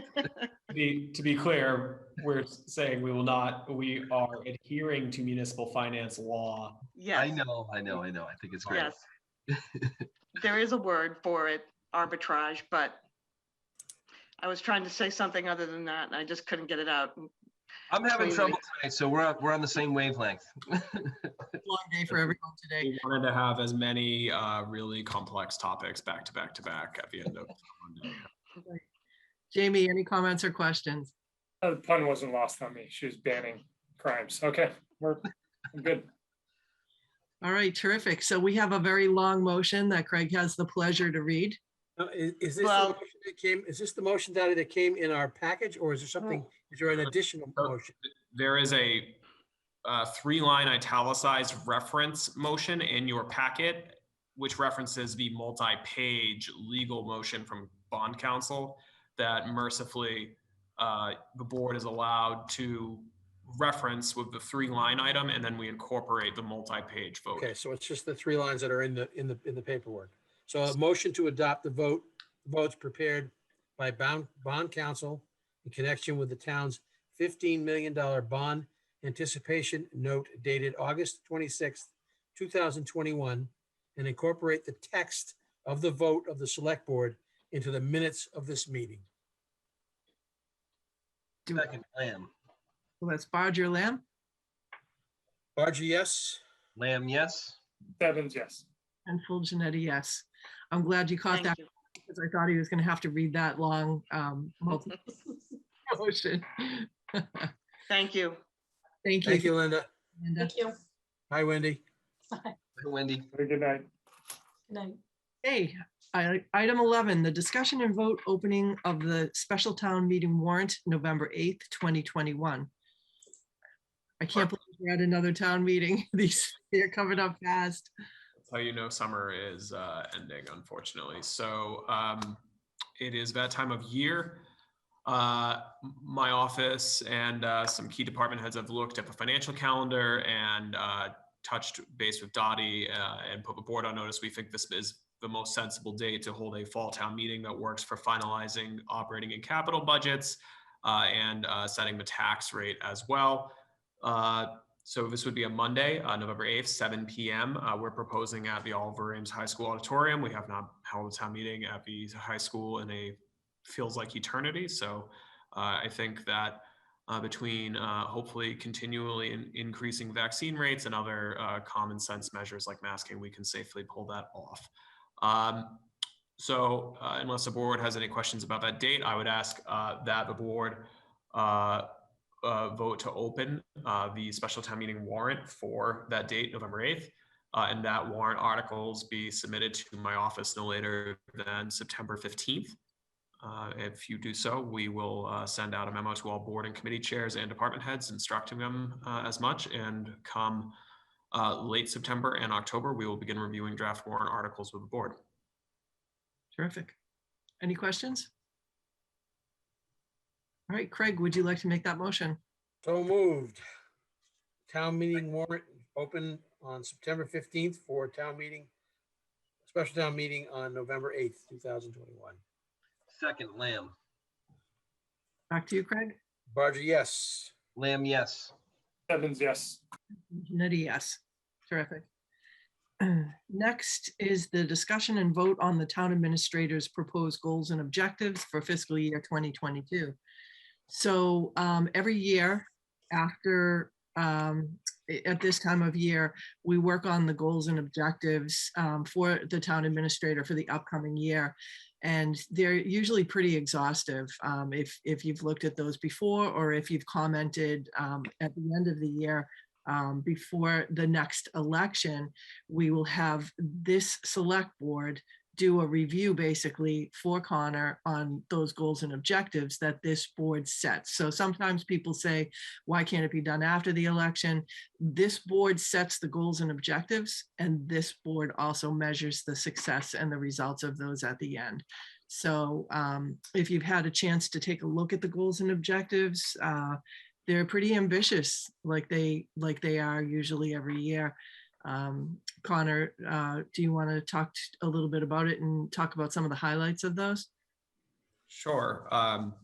And thank you, Dottie, for the preamble. So, the goals and objectives that I propose are informed both from the departments, their goals and objectives, but also from the capital and operating budgets that we present to town meeting. The budget is really the kind of master operational planning document, because obviously those operating and capital budgets set the resources we have to deliver services. So this is still nonetheless a really important policy document, lays out what I believe we can and should accomplish, and it's what the board and the public can use to hold accountable that we're delivering on what we're claiming we're going to do with these budgets. So it covers a variety of areas. I had hoped that maybe it wouldn't be the number one goal again, but COVID is the first named item. Some major highlights from there will be obviously the continued response to COVID from a public health perspective, whether that's policy formation and implementation on a local level for personnel or for the public, as well as continuing to do important services like offering vaccine clinics, like one that was offered, I believe, a week or two ago, working with Easton Public Schools as a back to school vaccine clinic for those kids 12 and up. Other emergency management, obviously we've all been baptized by fire, by COVID, but it's something that we will be working with the new fire chief, emergency management director with, and our department heads is conducting FEMA incident command system training for key department heads and other local officials, as well as kind of tabletop exercises for other disaster response planning. Moving into finance, which is a really critical aspect of the town's leadership. Somewhat related to COVID is the American Rescue Plan Act. That's going to be a large item on my agenda, and for the town this year is planning and administration of ARPA funds, including the intergovernmental aspect as far as our relationship with the county, who currently has a sizable amount of those federal funds that are intended to benefit Easton, as well as stakeholder engagement and discussions about what those important recovery dollars can do. Moving from finance, and I'm skipping whole pages here of important things like the operating and capital budget, but those are routine. The board is aware of them. I'm happy to go back if you have a question. Third goal category is infrastructure, facilities, and public works. We obviously have a lot of infrastructure investment going on in Easton, which is great, and the necessary thank you for your patience to everyone who drives here. One of the critical aspects of facilities planning is that this year we need to, I believe, work on elevating and socializing the discussion about planning for future public safety, public works facility replacement for police, fire, and DPW. With the exception of Station 2, which was renovated as part of a development agreement, all of our public works and public safety buildings are quite old, in varying stages of disrepair and non-compliance with innumerable codes. And we need to get to work on replacement plans so that our personnel have the adequate facilities to do the job they need to do to better serve the public. Connor, just to jump in and add something to that, that's not a surprise to us. We did a facilities management study several years back, maybe like 6 or 7 years ago. And all of this was called out in that plan, every municipal building that we had, and it's been referenced very frequently throughout the years. So this has been something that, we talk about when these things happen. It starts with a vision and conversation, and it might be 10, 15, 20 years before they actually happen, like a new school. But these are things that have been in the development or thought process for a long time. Right, and a good frame of reference for, I think we could think of where we are today as kind of the statement of interest point, which the statement of interest for the current project that has steel erected was filed in 2017.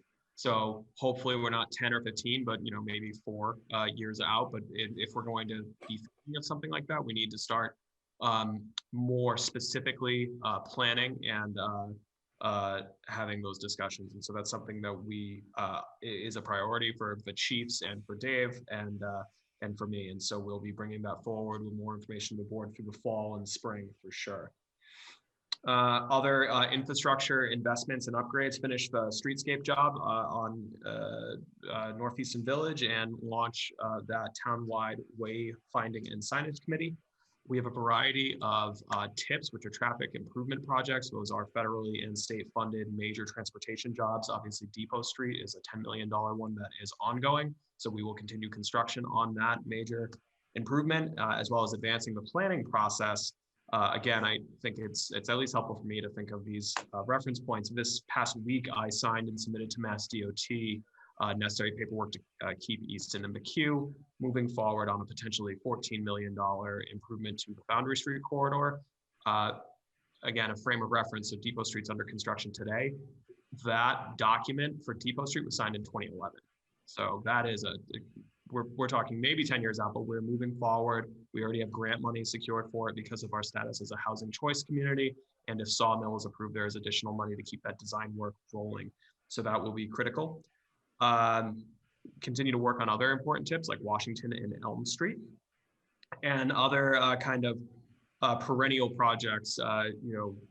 Dottie can probably speak to this more eloquently than I can, but Easton has for a very, very long time worked very hard to try to find a way that it would work for the city of Brockton for us to connect the industrial park to sewer. That has unfortunately not been received with the same level of enthusiasm as we have, but we're going to continue working at that. Moving out of infrastructure and kind of hard infrastructure planning improvements into planning and economic development more broadly. This year, the planning department, planning board, and all the boards in that orbit are hoping to do an Envision Easton master plan check-in. So I referenced that in one of the items we did tonight. It's actually been 7 years since Envision Easton. There's a detailed implementation plan there with deliverables, not unlike our goals and objectives that we agree to, and responsible parties. And so we want to work to do a kind of check-in and see how we're doing, what goals are being met, what are not, what can we do to keep that moving forward so that that stays a living document. Affordable Housing Trust Board will be doing the 5-year housing production plan and action plan. So that is great. Moving from planning into human resources and labor management, a huge part of the job as well. It is collective bargaining time very soon. So we have 7 union contracts, which will expire at the end of this current fiscal year. Negotiations on those would typically begin in the winter. It's like a 1 or 2 sentence bullet and can take hundreds and hundreds of hours to get those all negotiated. So that we will be getting to work on that. This fiscal year is our first year. You just awarded a contract for the vehicle to support it for the fire department, paramedicine, and mobile integrated health position. That's something we are going to continue to support through fire department and Department of Health and Community Services and explore whether we could replicate that model for comparable crisis intervention and other social supports. Looking at with the police department to support the new community resource officer program in that department. Another item that is a goal of mine, this is more aspirational. This is not something funding is currently lined up for, but hopefully we can find a way. It is time that we update our online permitting.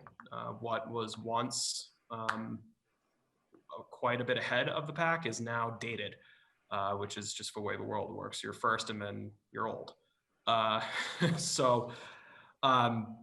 We have online permitting for nearly all of our departments and boards and agencies, which is awesome, but they were developed incrementally over many years and are currently operated in silos so that basic quality of life features you would now expect in 2021 are not there and can slow permitting down and make our internal workflows less efficient. And with permitting and work loads higher than they've ever been for most of our inspectional departments, every bit of help we can get for the applicant and the inspectional staff to more effectively communicate without any balls being dropped is hugely important for economic development and customer service.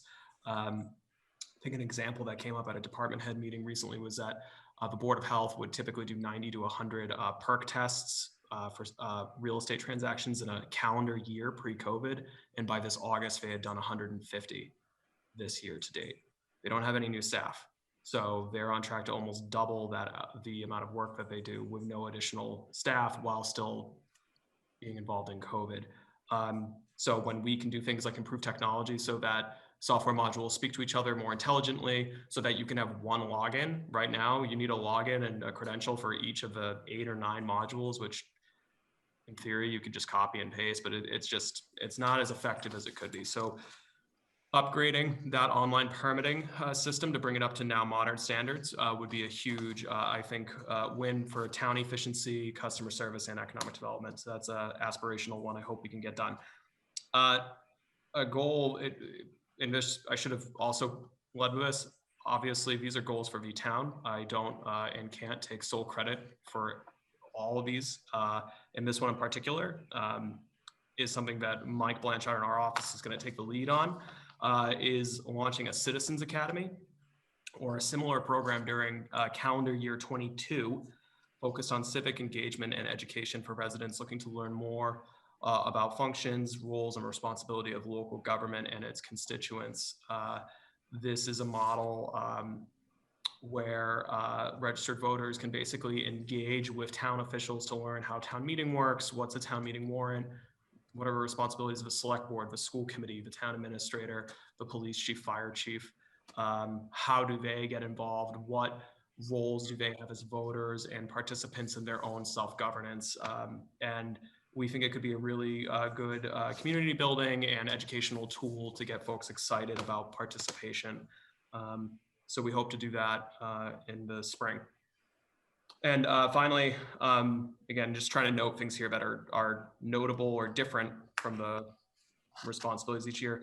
I'm on the PFAS Interagency Task Force for the Commonwealth. That is tasked by the legislature to finish its hearings and produce a report of recommendations to the legislature to address PFAS contamination in a whole global way in the Commonwealth by the end of this calendar year, which I assume will be widely covered, and I will be happy to share with the board and the public at that time. So those are just some of the things we will be working on. I'm happy to answer questions about any of it or hear feedback. I think a lot of this should not be new. A lot of these were major priorities identified in the operating and capital budget messages, but happy to have a conversation about them. Craig? It's an exhaustive list. You mentioned exhaustion. I was exhausted reading these things, but I'm very impressed. Once again, Connor, I think you hit upon very significant goals and objectives, both for you and for the town. So I'm very much in support of it. Mark? Yeah, Connor, it's quite a list, 7 pages, single spaced. It is intense, very unsurprising, knowing you to the degree I know you at this point. It's funny as you go through it, being part of this board, being part of other boards, being plugged in, you see things 5, 10, 20 years into the future, and you start plotting the course to get there today and yesterday. And I just want people to know that, that your goals are not, these goals, half these goals aren't for tomorrow or next year. They're for literally the future of Easton. And you set the bar very high. So, last year I gave you very sage advice when you did this, and that advice was good luck. Because it's intense, and I'm, I fully support you, Connor. Thank you. Jamie? I just thought it would be a little more ambitious. So I have to say, I think this is a big deal. I'm really happy to read about the Citizens Academy or whatever the program becomes named, but I think this is how we get the message out. And, we all, 5 of us, speak Connor's praises when we're talking to constituents, and we're drawing people out to town meetings, and then they get to see him in person, and people come back and say, wow, I know what you're talking about. And that's a small percentage of the population. So the more we can educate and get this information out, and for people to really learn, just as I've had to learn, and probably each one of us at some point had to learn, but what a great way to speed that up and give people who don't do this every 2 weeks a peek behind the curtain to really see all the great work being done and how we go about it. And certainly for Connor and all the department heads, I think it's a great opportunity to educate people on all the great work being done that you just don't see. You don't see the sausage being made. So thank you. And each of the department heads have their own work plans that you know, are built underneath this one that Connor is also responsible for. I love the community resource officer concept, and I love the paramedicine. I think that that's going to really bring some tremendous quality of life improvements to the town.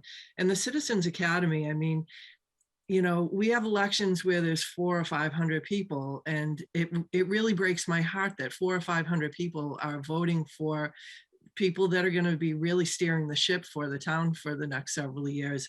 And even sometimes, unless there's like, you know, some type of a controversial item on town meeting, it's hard to get a quorum. And we want to engage the public. We want the questions. You know, we love when there's new faces that volunteer for our boards and committees. I really would love to get some of our students involved in the Citizens Academy. I think it's super important. You know, we look at diversifying the voices on our boards and committees, not just culturally, but ability and age and gender. To have younger people on some of these boards and committees, it's exciting to me that some younger people are actually coming out to town meeting and asking questions and learning, but then you don't see them or hear from them again until there's another town meeting that might have an item of interest to them. It would be really great to see those people participate throughout the year and to bring on some new people as well. So I think you've got some really great things on there. You know, last year you had a very ambitious plan as well, and then COVID layered on top of that. So I feel like it, you know, maybe someone would be inclined to say, let's let's ramp it down a little bit this year so we can catch our breath, but you're still moving full speed ahead. So I know you can do it. You've knocked it out of the park every other time. But I just want to recognize and let people know that there has been no breather or break between last year's work and moving into this. Yeah, no, there hasn't. And a lot of credit to, you know, we have a lot of really, really exceptional department heads and staff here. A lot of, you know, Dottie, those are great points about the community resource officer, but paramedicine, but those are great ideas that, you know, our chiefs are bringing forward. These are people who are pushing the envelope and, you know, leaning on best practices, learning from others, coming up with their own ways to implement models here to try to continue to make Easton a great place to live and to be. And it is a tremendous amount of work, but these are all good things. So, and I think in some communities and businesses, the status quo is okay, and it doesn't seem to be in Easton at all. So I'm really excited about the enthusiasm from the department heads to be bringing these great ideas forward. So Craig, would you like to make a motion to accept the goals and objectives for fiscal year 2022 for the town administrator? So moved with pleasure. Barger. Second, Lamb. Let's Barger and Lamb. Barger, yes. Lamb, yes. Evans, yes. And Full Janetti, yes. All right. Next, we have the town administrator update for COVID-19 response in Easton. Sure. Thank you, Dottie. And I will try to flip through this as briefly as I can. So what now are monthly updates? Just talking about what the situation is with COVID nationally, regionally, and locally, and how that's informing service delivery here in Easton. So nationally in the United States, we're nearing 38 million cumulative cases of COVID and 628,000 plus total deaths. The 7-day rolling average of cases is nearing 150,000. A lot of this is coming from southern states, but it is still not something we want to see anywhere in the United States. The 7-day rolling average of daily deaths in the United States is unfortunately back at 1,000 for the first time since the spring, and the positive rate is at an exceptional 16% nationally. Again, A lot of that's being driven by incredibly huge spikes in cases on the state level that thankfully are not being seen in as significant of a way in Massachusetts because of our high vaccine rate, but we are not totally spared this trend. So this is what the curve looks like in the United States, and it is not good. The current rolling average, as I said, is nearing 150,000 cases a day. There was a brief period in June when we were under 20,000 a day usually, and this has almost tripled from the last time we had a discussion about this at your meeting in July. Hospitalizations in the United States have similarly almost tripled. The last time we spoke, 29,000 Americans were in the hospital. It's now nearing 90,000 hospitalized, which is worse than any point in the pandemic except for this past winter. This is from COVID Act Now. They aggregate a variety of metrics to make risk assessments about spread in each state. New England, again, being the highest vaccinated portion of the United States, is comparatively lower risk than the South. But as you can see, the risk level is considered high in most of the United States. This is what this looked like a month ago, and this is what it looked like 2 months ago. So this is not the direction we want to see the map going in.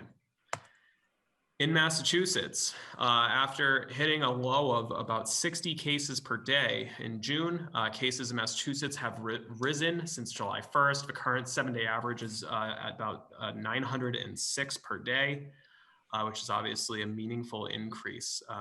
Although we're not, our curve is not perfectly mirror imaging the United States. We are not catching up to our peak of over 6,000 per day, and hopefully we do not. Test positive rate, average test positive rate is increasing. Again, the US average is 16% of tests are coming back positive. In Massachusetts, that's 2.81. That's significantly better, which is a good thing, but it is moving up from a month ago, which was 1.91. Hospitalizations, again, increasing in Massachusetts, but not as severely as in the US. In Massachusetts, there are currently 467 folks hospitalized with COVID. A month ago, this was 117, which was near our all-time low. In Easton, COVID cases are increasing, unfortunately. So we are nearing 2,276 total cases in Easton. From January of 2020 through May, 67 residents had lost their life to COVID-related causes.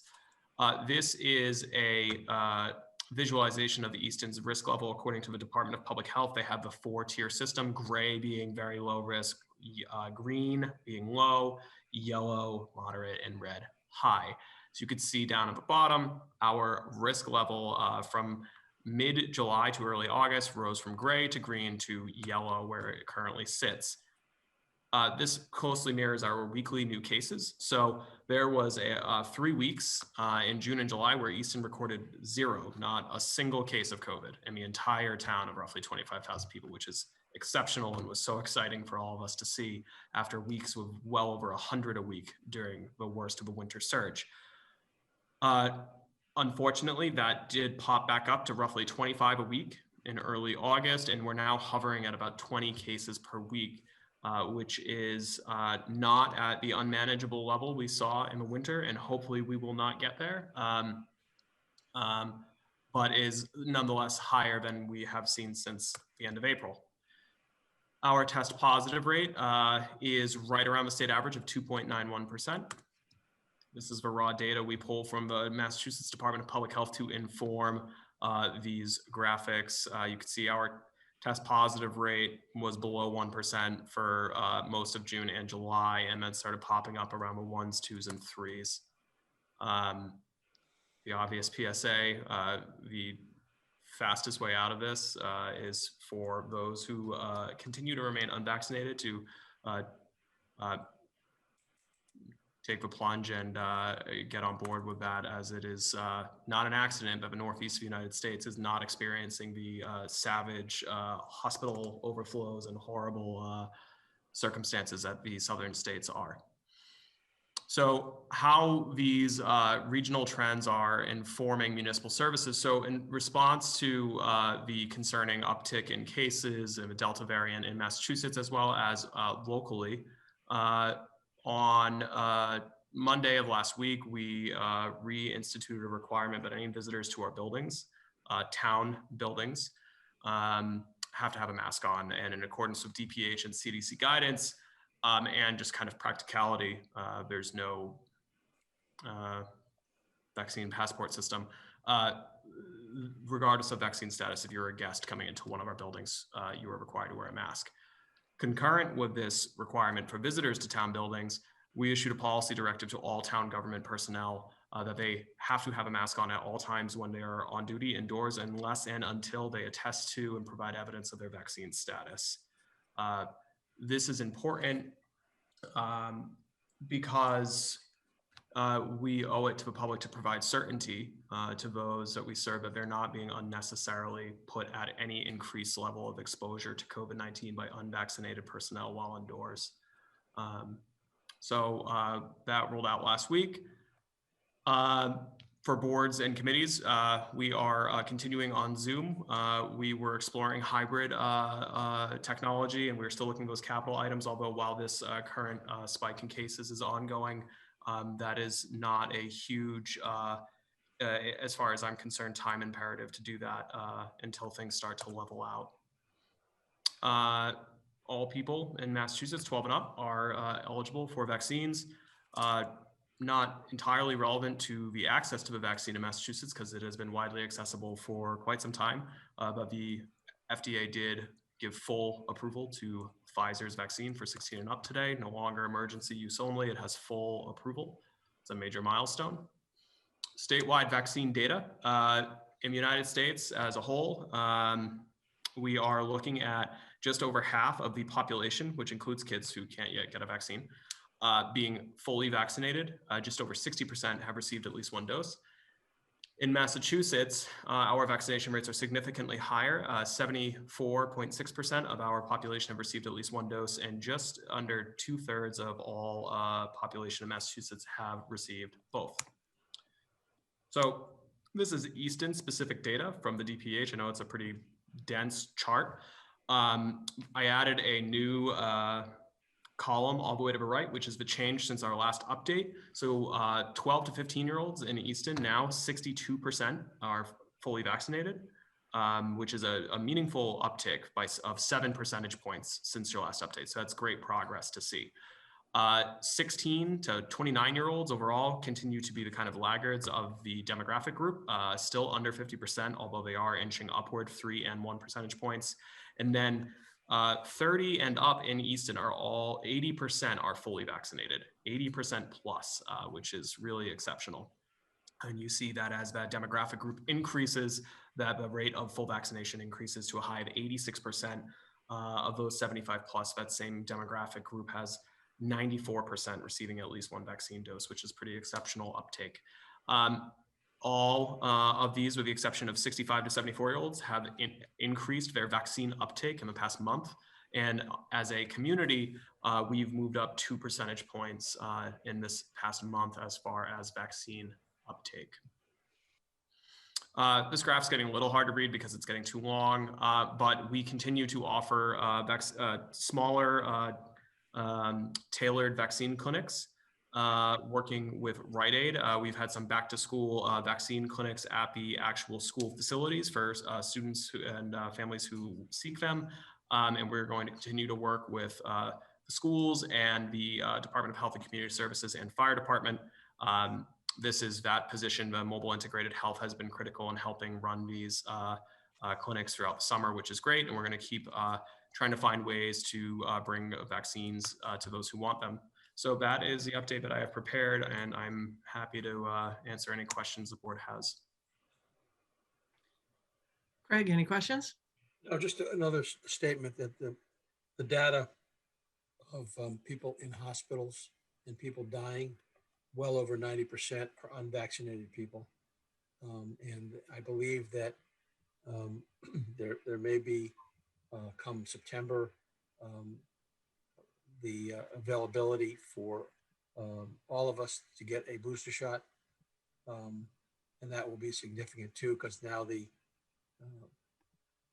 efficacy of the 2 shots, Pfizer and Moderna, is fallen a little bit. It's still well over 80% effective, but a booster shot will be even more effective. But I think the significant is that well over 90% of the people who are dying and who are hospitalized are unvaccinated. Thanks, Craig. Mark, I do not have any comments at this time. Jamie. Yeah, I'd just like to say that, there's a common sense piece, and then there's the piece where it's not too late. Get your, your vaccination, get that first shot, and begin the process. And be courteous and wear a mask if you're unvaccinated. It's, we're going to take it seriously. We know that we can continue to work as a community and even a larger, state, and then a country to not only get our right to ship here, but also start to help other countries. And that's the goal, right? But we've got to have our own population healthy and then be able to bring those resources so that we can globally fight this thing, because we can't just do it here domestically. It's got to be a global initiative. Thanks. And I guess I would say I'm interested to see what will happen when the Stonehill students come back and how that might change those numbers. Stonehill has a very rigorous testing process and a protocol for when their students come back, which I think is like this week probably. Hopefully those numbers increase as well. I was speaking I have somebody that I do business with, and she's in the Philippines, and she was telling me that a situation came up and she was concerned about, her exposure to COVID, but she couldn't get a COVID test because they're prohibitively expensive. They have to pay for their COVID tests. So when I heard she told me a little bit more about how they're looking at it in the Philippines, and I was really surprised. I feel like we take it for granted that we can get, the tests are readily available and we don't have to pay for them. But it's not like that everywhere. So, I guess I want to show a little gratitude for the fact that we do live in a country where we have that available to us all and able to take advantage of it. So thank you for that COVID update, Connor. I appreciate it. The next up is the acceptance of the minutes for August 9th, 2021. So moved, Barger. Second, Lamb. So that's Barger and Lamb. Barger, yes. Lamb, yes. Stebbins, yes. And Full Janetti, yes. Town administrator notes, anything you want to bring up, Connor? Nothing additional, thank you. All right. Select board notes, Craig? Nothing, thank you. Mark? I will make a comment on something that the board received from the farmer's daughter. It's not often we get positive. I shouldn't say it's not often. We do get positive feedback, but it also comes mixed with, constructive criticism, I'll call that. So this was something positive that I wanted to share with the town that, speaks to the departments, the department heads, the coordination and, regarding what is going on downtown on Main Street. With economic development comes growing pains and frustrations, and I completely understand. I live around the corner and I deal with it all the time. And for a period of time, it looks not great, but you push through, and on the other end, it looks amazing. What we try to always do is make it so that that construction process is as easy, as accommodating, not disturbing businesses as much as possible. And what that means, one of the biggest parts of that is communicating with these businesses and talking with them, and working with them. There are construction companies that can roll into town and they don't care about the businesses or the impact that construction has on the business. And these words are the exact opposite of that. So this is from Patrick Kennedy, the Director of Operations for the Farmer's Daughter. And he said, please share this with all relevant departments and parties. The construction plan and crews have been stellar. Obviously, we were concerned with how the execution would end up affecting service and our guests. However, we cannot express strongly enough how positive an experience it has been. The caring by the crews to ensure the least impact possible has been awesome and very impressive. The overall planning and execution has been a real testament to how a town can work in such a positive way with the business community for the betterment of all involved. We really have no complaints and nothing but praise for those responsible. We truly thank all involved for their efforts. So I just wanted to share that with the town. And Connor, I know your department heads have seen that. So I thank you for the professionalism and continuation of that project. That's great. Great news. Jamie. Yeah, I'd like to take a moment and thank all U.S. veterans who have selflessly served as part of the United States Central Command, or CENTCOM, and more specifically within the country of Afghanistan over the past 20 years. This October 7th is going to mark 20 years since the beginning of operations in Afghanistan, which were initially labeled Operation Infinite Justice, later changed to Operation Enduring Freedom, or OEF. Operation Enduring Freedom was concluded in December 2014, and Operation Freedom Sentinel picked up, or OFS, began. While expected to formally end on August 31st of this year, I think it's timely to let all of our veterans know that the blood, sweat, and tears will never be forgotten. Thank you for having put your country ahead of yourselves and for the loved ones you left behind. And for many, not one tour of duty, but repeated tours of duty over the last 20 years. Words cannot sufficiently thank you. If you are a veteran that is struggling, please call 1-800-273-8255 or text 838-255, or call 1-877-WAR-VETS. That's 1-877-927-8387.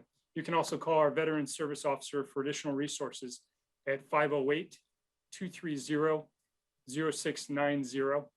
And lastly, Saturday, September 11th, 8:30 a.m. at Fire Station Number 1, memorial will be held in honor of first responders and all those who lost their lives 20 years ago. Fire Chief Justin Alexander and Police Chief Gary Sullivan would like to invite the public to join in the remembrance. Thanks. Well said, Gary. Well said. Well said. Thank you, Jamie. And we appreciate your service as well, as a veteran yourself. So very well said. Thank you. And the only thing that I have is you've probably seen it on social media. In the next, hopefully, week or so, you'll see signs around town that we have a new Discover Easton app that you can put on your phone. That app will be where you could go to find businesses, restaurants. It's broken out by different categories, so children and places of worship, and you'll also be able to look at the town features of the town. Where are the amenities, the walking trails, the museums, and how to reach your elected officials and how to reach the different departments. So it's got a lot of really cool information in there. If you're a business and you don't see your business listed, there is a link that you can reach out to try to get your business listed. There's a process for that, and that will be in all the marketing material. It is on the town's Facebook and social media sites and in the town crier. And we have gotten a number of businesses that have wanted to participate to either update what they have or that they weren't listed and they want to be listed. So really excited about that. So, just an example, if you wanted to look at the restaurant lists, last week my family was thinking about what we wanted to do that night, and we kind of scrolled through the list of restaurants, and we tend to go to the same places. And we said, let's try something different. There was a restaurant that we hadn't really thought of before, and might not have been able to do that if we didn't have the whole list of restaurants in front of it. So very excited about moving forward with that. And the Economic Development Council, the Easton Chamber of Commerce, the Easton Outside, Old Colony Planning Council, and the Metro South Chamber have worked on this. So it's a real collaborative effort. So with that, I will take a motion to adjourn. So moved, Barger. Second, Lamb. So that's Barger and Lamb. Barger, yes. Lamb, yes. Stebbins, yes. And Full Janetti, yes. Thanks so much, everyone. Have a great week. All right, Thank stay you. safe, everybody.